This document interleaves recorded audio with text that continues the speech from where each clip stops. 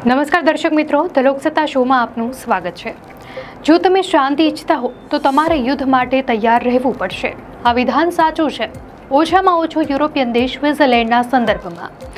Swiss આલ્પ્સના મજબૂત ખડકો ઊંડા ખોદવામાં આવ્યા છે। સેંકડો પરમાણુ વિરોધી બંકરો ઉપરાંત તેમાં નાગરિક અને લશ્કરી ટનલનું નેટવર્ક છુપાયેલું છે। આ બંકરોના પ્રવેશદ્વાર ટેકરાઓ નીચે બાંધવામાં આવ્યા છે। અહીં એવી ઇમારતો છે જે સામાન્ય ઘરો જેવી લાગે છે, પરંતુ વાસ્તવમાં તે 2 મીટર ઊંચી કોન્ક્રીટની દિવાલો છે જેમાં રાઇફલ્સ તૈનાત કરવા માટે છિદ્રો બનાવવામાં આવ્યા છે। 88 લાખની વસ્તી ધરાવતા સ્વિટ્ઝરલેન્ડમાં માથા દીઠ સૌથી વધુ પરમાણુ આશ્રય સ્થાનો છે। તેમની સંખ્યા લગભગ 3.7 લાખ છે। સ્વિટ્ઝરલેન્ડમાં વિશ્વમાં સૌથી વધુ પરમાણુ બંકરો હોવા પાછળ ઘણા ઐતિહાસિક અને રાજકીય કારણો જવાબદાર છે, અને તાજેતરની વૈશ્વિક પરિસ્થિતિઓને કારણે તેમની ચર્ચા ફરીથી થવા લાગી છે। સ્વિટ્ઝરલેન્ડની બંકર નીતિ શીત યુદ્ધના સમયગાળામાંથી ઉદ્ભવી છે। 1963માં શીત યુદ્ધના શિખર સમયે સ્વિસ સરકારે કાયદો બનાવ્યો કે દરેક નાગરિકને પરમાણુ આશ્રય સ્થાનમાં સુરક્ષિત સ્થાનની ખાતરી મળવી જોઈએ। આ કાયદો આજે પણ અમલમાં છે। સ્વિટ્ઝરલેન્ડની તૈયારીની ધૂન આકસ્મિક નથી, તે કાયદામાં લખાયેલી છે। ટોટલ ડિફેન્સની આ માનસિકતામાંથી આ નીતિ ઉભરી આવી છે, એક એવી નીતિ જેમાં નાગરિક સંરક્ષણને રાષ્ટ્રીય અસ્તિત્વ માટે આવશ્યક માનવામાં આવતું હતું, ખાસ કરીને અસ્થિર સમયમાં। મોટા શક્તિઓથી ઘેરાયેલા એક નાના તટસ્થ દેશ માટે સદીઓથી સ્વિટ્ઝરલેન્ડ તટસ્થ રહ્યું છે, અને તેણે કોઈ પણ આંતરરાષ્ટ્રીય સંઘર્ષમાં સીધો ભાગ લીધો નથી। તેથી તટસ્થતા જાળવી રાખવા માટે દેશે કોઈ પણ સંભવિત હુમલાથી પોતાનું રક્ષણ કરવા માટે મજબૂત નાગરિક સંરક્ષણ પ્રણાલી વિકસાવી। નવા રહેણાંક મકાનોમાં કાં તો સ્થળ પર આશ્રય સ્થાનનો સમાવેશ કરવો આવશ્યક છે, અથવા નજીકના જાહેર આશ્રય સ્થાનમાં ફાળો આપવો આવશ્યક છે। આ નીતિના કારણે દાયકાઓથી 3,70,000થી વધુ બંકરોનું નેટવર્ક બન્યું છે, જે ઘરો, ઓફિસો, શાળાઓ અને પર્વતીય ધોરીમાર્ગો નીચે દફનાવવામાં આવ્યા છે। સ્વિટ્ઝરલેન્ડ ભૌગોલિક રીતે મોટા શક્તિઓ જર્મની, ફ્રાન્સ, ઓસ્ટ્રેલિયા અને ઇટાલી વચ્ચે આવેલું છે।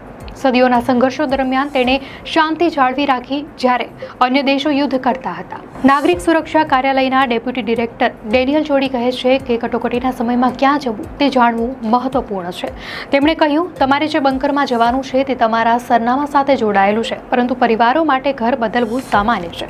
પરંતુ અમારી સલાહ છે કે આ વિશેની માહિતી ફક્ત ત્યારે જ આપવી જોઈએ જ્યારે જરૂરી હોય। આ નેટવર્ક બીજા વિશ્વયુદ્ધના સમયથી સ્વિટ્ઝરલેન્ડમાં અસ્તિત્વમાં છે। દેશે વિશ્વયુદ્ધ દરમિયાન તેની તટસ્થતા નીતિ જાળવી રાખી હતી। 1815થી સ્વિટ્ઝરલેન્ડ કોઈ પણ વિદેશી યુદ્ધમાં સામેલ થયું નથી। શીત યુદ્ધ પછી આશ્રય સ્થાનોના નિર્માણને વધુ પ્રોત્સાહન આપવામાં આવ્યું હતું। દર 10 વર્ષે તેમનું નિરીક્ષણ કરવું જરૂરી છે, અને આ માટે પ્રમાણપત્ર આપવામાં આવે છે। જોકે હવે આમાંના ઘણા સ્થળોને કામચલાઉ પેન્ટ્રી, સ્ટોરેજ સેન્ટર, સંગ્રહાલય, હોટલ અથવા રેસ્ટોરન્ટમાં રૂપાંતરિત કરવામાં આવ્યા છે। આ જગ્યાનો ઉપયોગ તેના માળખામાં કોઈ ફેરફાર કર્યા વિના કરવાનો વિચાર હતો। ડેપ્યુટી ડિરેક્ટર જોડી કહે છે, અમે આશા રાખીએ છીએ કે કટોકટીના કિસ્સામાં નાગરિકો પાસે ભોયરાના તે ભાગનો ઉપયોગ શરૂ કરવા માટે 2 દિવસનો સમય હશે। ઉપયોગ ન થવાને કારણે કેટલાક બંકરોની હાલત ખરાબ થઈ ગઈ છે। અધિકારીઓનું કહેવું છે કે બંકરોમાં સુધારો કોઈ યુદ્ધની તૈયારી નથી, પરંતુ જાહેર સુરક્ષામાં રોકાણ છે। ઝુરિચમાં રહેતી એસાબેલ કહે છે કે હુમલાના કિસ્સામાં તેને ખબર નથી કે કયા બંકરમાં જવું પડશે, પરંતુ આવી વ્યવસ્થા અસ્તિત્વમાં છે તે જાણીને તે રાહત અનુભવે છે। તેણી કહે છે કે મને લાગે છે કે પરમાણુ આપત્તિ અથવા સંઘર્ષના કિસ્સામાં લોકોને બચાવવા માટે આ એક ઉત્તમ રીત છે। મારા અને મારા પરિવાર માટે એક સુરક્ષિત સ્થાન છે। આજના વિશ્વમાં જે કંઈ થઈ રહ્યું છે તે જોતા કોઈ પણ ચિંતાને નકારી શકાય નહીં, પરંતુ મને આશા છે કે સ્વિટ્ઝરલેન્ડ તેની તટસ્થતા જાળવી રાખશે અને તેના લોકો માટે સલામત સ્થળ રહેશે। હિટલરના શાસન દરમિયાન સ્વિટ્ઝરલેન્ડે જર્મનીથી ભાગી રહેલા હજારો યહૂદી શરણાર્થીઓને આશ્રય આપ્યો હતો।